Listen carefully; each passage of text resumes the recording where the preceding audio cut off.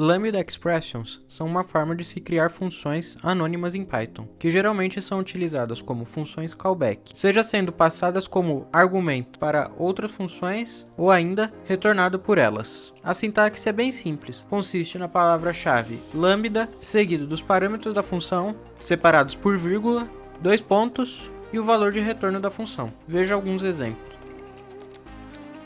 Aqui utilizamos a função map para elevar todos os elementos desse array ao quadrado, e aqui utilizamos a função filter para remover todos os elementos ímpares deste array, e depois os imprimimos. E por fim, aqui mostro como dar um nome a uma função lambda. Basta armazenar ela numa variável. Os parâmetros da função são completamente opcionais. Você pode omitir eles e inserir 2 pontos logo após a palavra-chave lambda. Isso só faz sentido caso a função lambda não precise de valores de entrada, o que é incomum. Assim, ela retornará o mesmo resultado a cada chamada. Além disso, essas funções só podem ter uma única linha de código, logo após os 2 pontos. Essas funções devem ser enxutas e concisas, com uma lógica simples atribuída a elas, como uma comparação, uma operação matemática ou chamada a um método ou função externos. Geralmente nem armazenamos essas funções em variáveis, apesar dessa ser uma forma de dar nome a elas. Nós as definimos diretamente ao chamar a função que as usa, deste jeito.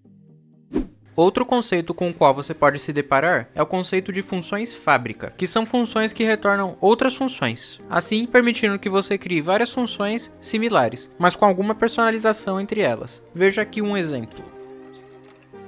Aqui criamos 3 funções que irão retornar respectivamente o quadrado de um número, o cubo de um número e o número elevado à quarta. E aqui imprimimos o uso de cada uma dessas funções. Funções que são passadas como argumentos para outras funções ou retornada por elas são chamadas de funções callback.